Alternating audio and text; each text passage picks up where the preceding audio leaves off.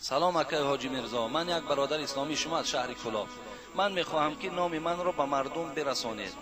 من دو دختر پاک و نمازخوان با توفیق دارم.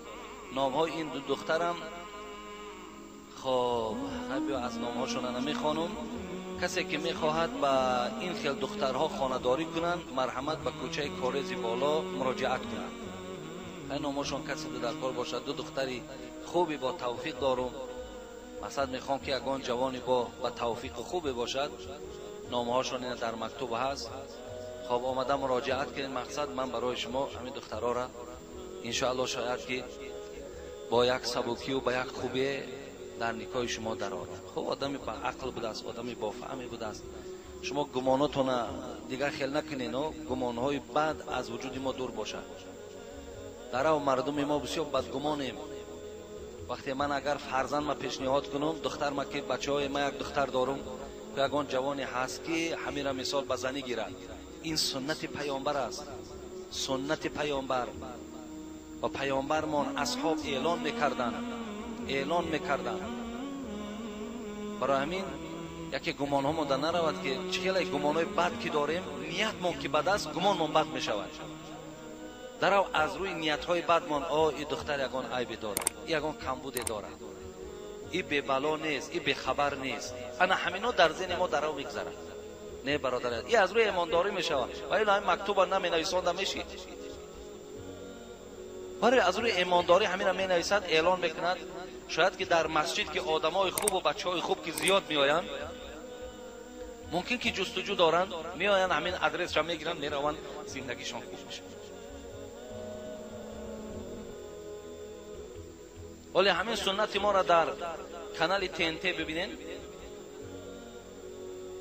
دیدین نه بچه‌ها؟ کدامید که اهمیت داده باشین در کانال TNT هر یک هفته اعلان میکنن.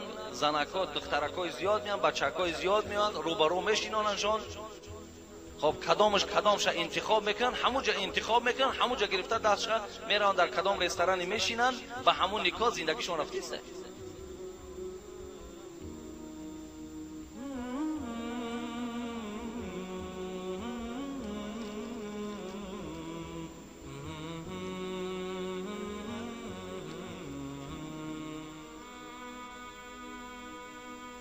السلام علیکم اکای حاجی میرزا. من محمد جان از ناحیه مومن آباد. همین شعر را تحلیل میکردیم. 1000 بار پای پیاده طواف کعبه کنی قبول حق نشود گر دل بیازاری. بله، این 1000 بار پای پیاده طواف کعبه کنی قبول حق نشود گر دل بیازاری. اکو اینها برادرای عزیز این است که معنایی که مثال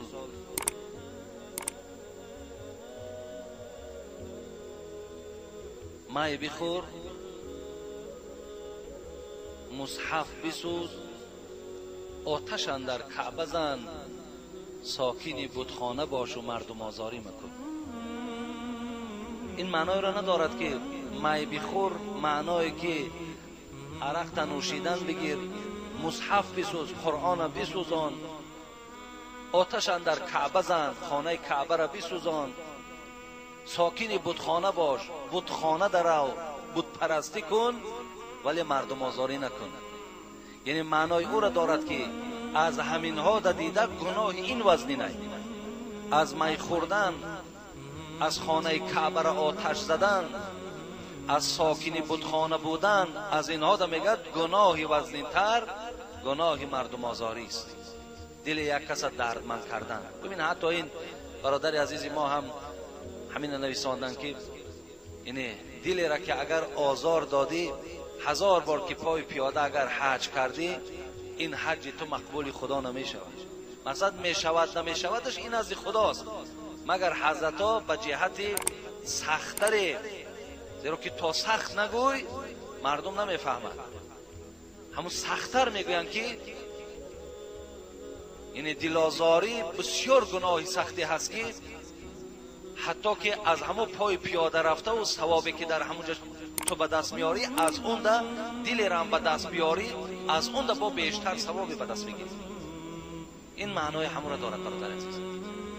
ولی مسلمان کسی هست که پیامبر گرامی گفتن المسلم من سلم المسلمون من ید و لسان. مسلمان کسی هست که از دست و زبانش کسی آزار نمی‌آورد. باید همه مسلمان ها با یکدیگر، ما از همه بالاتر برادرای عزیز باید وحدت داشته باشیم، دوستی داشته باشیم. ما بین خود ما باید احترام خاصه داشته باشیم، احترام داشته باشیم نسبت یکدیگر، احترام داشته باشیم نسبت یکدیگر، دوستی داشته باشیم نسبت یکدیگر، ما رحم داشته باشیم. ما همه یک برادر مسلمانیم، همه ما از یک پدر و یک مادر هستیم. خدا در قرآن انما المؤمنون اخوتون هم برای ما خبر داده. این شعاری هست که باید در پیش اتاقی گویم کاری همه ما و شما، خانه ما و شما باشد. مؤمن ها برادر یکدیگرند. ما باید با یکدیگر برادر باشیم، با یکدیگر دوست باشیم، با یکدیگر بدبین نباشیم، با یکدیگر حسد نداشته باشیم، با یکدیگر کینه نداشته باشیم. هر چی خار و ذلیل و هر چند گویم که پست و هر چند که گویم سرگردان شدیم، از حسابی که ما وحدت نداریم.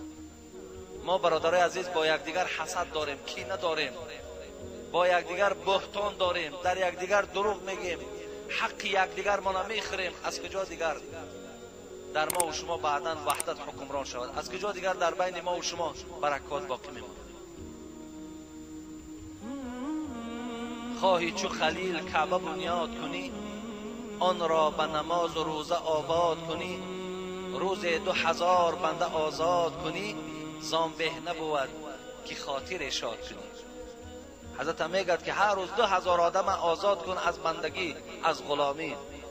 یک خانه کعبه بساز، مردم در اطراف او به طاعت و به نماز آباد کن، با یک دل شاد کردن در ثواب برابر نمیشه.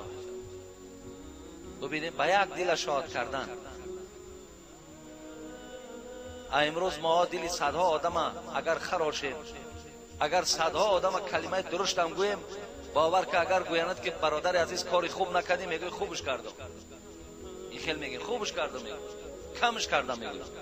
ولی نمیدانه که برای یک دل آزار دادن چقدر پیشگاه خدا در انسان موردی گویم ملامت و به قدری قرار میگیره.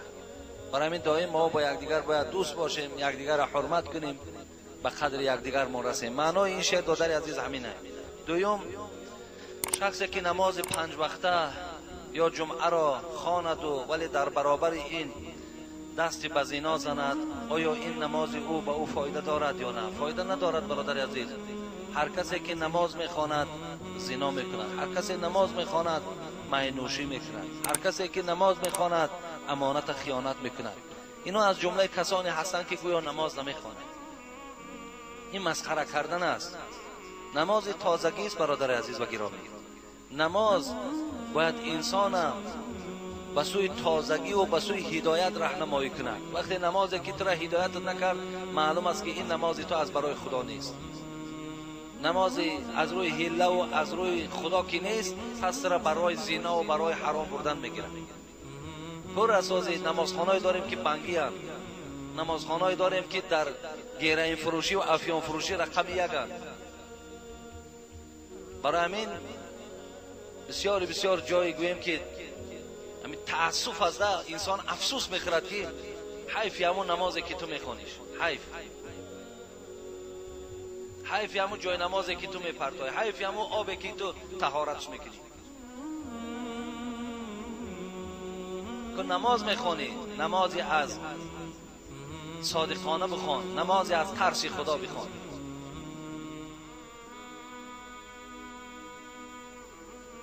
از قفای امامی که قوم از وی راضی نیست، لیکن خود مجبوران پیش در آمدن نماز را میخواند، وی آنقدر تصورات پره ندارد. امام به خاطر چی از پسش نمیخوانند؟ اگر به خاطر که حق گو باشد، به خاطر که مردم برای حق و درست دعوت کند و مردم به همین خاطر بدش میبینند، ولی بعضی امام ها را به خاطر حق گویشان بد میبینند. برادرای عزیز، ولی بعضی امام ها را به خاطر حق گفتنشان بد میبینند. بعضی شخصانی که هم خاموشی را انتخاب کردگیان میگن انا اون آدمی زوربی تمام گپ نمیزنه، تو نپرسیش گپ نمیزنه. بعضی شخصایی که دعوت میکنن اینا را اخلاق میگن یا بسیار اخلاقن. نه برادر، حتی بعضیاش گفتن که او کسایی که دعوت میکنن و کسایی که گویم اکو وعظ و واعظی میکنن اینا روبان گفته است، شیرها همه در کوه هستن گفته است. اصلا هم در درون یک غار غرنبه در آمدگی نامی نمیدونم چی گذاشتن در خودشون، هم در اونا در پرده در روشون پرتافتگی اونا شیر بودن و این کسایی که بیچاره حرام و حلال مردم خبر میدن اینا روبه بودن. برای همین برادرای عزیز و گرامی، هر امامی که از روی حقگویی اگر بدش ببینن او قوم از رحمت خدا دورند. لیکن اگر امامی که در اصل به علم باشد و به فراست باشد و خیلی مجبورن است یا به یگان طریق دیگر است، اگر محراب اسود کرده باشد، این حالت خود امام در لعنت خدا هست. خود امام گویم از رحمت خدا دور است.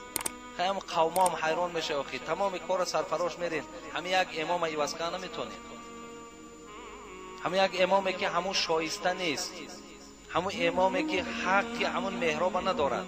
خیلی مردم بود از جماعت ها بود از مشورت میکنی، خلق نمیخواهند میگیرن دیگر کس از میمونی یگان برای یگان آواستی در کار نیست که دیگر. خب با احترام مخلصان شما از ناحیه مومن آباد، خدا در حفظ امانش نگهدار.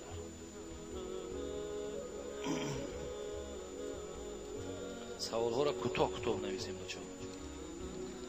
سلام داملا حاجی میرزا میگویند که اگر ناس یا سیگارت کشی مستحب لازم نمی شود، تنها طهارت دست و روی بس است، آیا این طهارت درست می شود؟ التماس با سوال من جواب گردانید. با احترام یک گروه مخلصان شما از شهر کولو، مثلا با کشیدن ناس و سیگارت آیا مستحب کردن مثال لازم یا در کار، یا فقط طهارت دست رو نیم بس است؟ وقتی سوال می شود ما پهلوی دیگری ورقه تماشا میکنیم، جهت های دیگری این سوال به یاد ما می آید. همون زیناکاری که اگر 100 بار در یک روز غسل کند زیناکار است. ای زینا وقتی غسل میکنی 100 بار اگر غسل کنی، اگر ای زاره را به سوی خدا گویم که در دهنت آبم که نمانه که خدایا پاکم که پاکت نمیکنه، این آب پاکت نمیکنه تو توبه نکنی. ولی همین انسانی که هم نماز خانه و هم سیگارت و هم ناس کشه، این چه نماز خانه باشه؟ این چه ایمانداری هست برادر عزیز و گرامی؟ و خدا در قرآن میگه شما به دستهای خودتان نابود نکنید. آیا با همین ناس و سیگارت آدم خودش نابود نمیکنه؟ نابود کردن فقط شما تو همین معنی تنانه بندن نابود کردن همین خب میفهمید. نابود کردن معنی همین است که همین بیمال میشوی، مال ده هم ضربه میزند، مادیات هم به تو ضرر دارد، معنویات هم به تو ضرر دارد. زیبنده نیست، زیبایی نداره وقتی آدم نمازخوان هم ناز کشد هم سیگاری، یا ناز کشد یا سیگاری، زیبنده نیست. از اینا هم باید ما دور باشیم. این سیگارت کشید رفت مثال مستحب نکو میلش دست رو کو طهارت کن، لیکن دهنت بوی سیگارت میکنه، لباسات بوی سیگارت میکنه، همین تنه همین گویم آریانت بوی سیگارت میکنه. در کتابه ها می نویسند که وفی سیاب المزله، حتی لباست بوی کند میگه با اون نماز خواندن ثواب نداره، ترا پوستت بوی سیگارت میکنه. چخیلی رفت مثال در این نماز میخوان. ببینین آدمایی که سیگارت میکشن، ببینین حتی لباس یک طرف پوستش باور کنین بوی سیگارت میکنه، نکشه همراه خودش حتی سیگارت نیارد، همین خانه تونده بیا بشیند خانه رو بوی سیگارت میگیره، برای در پوستش حالا بوی سیگارت نشستگی است. ناس هم همون خیلی.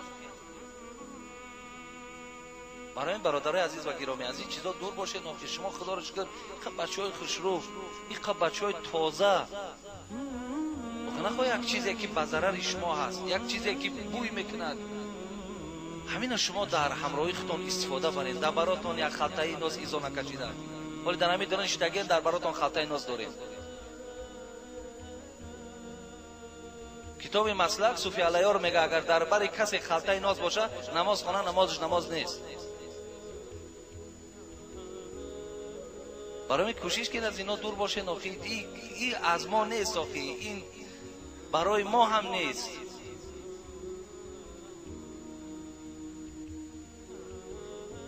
در همون دوره پاکستان میخوندیم، بعدا به مکتب رفتن ماندن، تا زبارها بود، زبارهای دراز دراز بود. اونجا در ناساشون با سرخه یه ای خود ماننگ سال چیزای گودکای نجاست گودکای ایو رنگ بیم خونه همین تنهای دیوال همه سرخ شدگی بود. همین میگذارم پر دیوال در توف کده رفته سای اکی من بعد مثال ملال شما نآید. من مثال در شما را تحقیر کردنی نیستم، یگان تا سختم نرسد. شاید اگر من سختم گویم به خاطر اصلاح میگم، به خاطر اصلاح میگم که بسیاری وقت نازکش به تمیز میشود. ایشان فراموش نکنید می خانه داشتگی نمیازی ریمونت های برآمده است که در 10,000 و 20,000 دلار ریمونت میکنی، نازکش در فرق ندارم، ناز شما میکشن هم خالی تا بیرون میکنن تاش توف میکنن. اینا بیاریم ببینید خدان ترا دلت نمیشه که در مولای هم کرپچه و قالینت پا تا سخت‌تر مانی و تاش توف میکنه میره و پروا نداره. برای همین در این مسئله هم دادرای عزیز ای از ما نیست، مالی ما نیست، چیزی ما نیست و در فرزندام احتیاط کنیم. بعد بسیاری پدرها وقتی که برادرایی که نازکش شوند با فرزنداشون هم اون بعد میگذرد میراثی میشوند.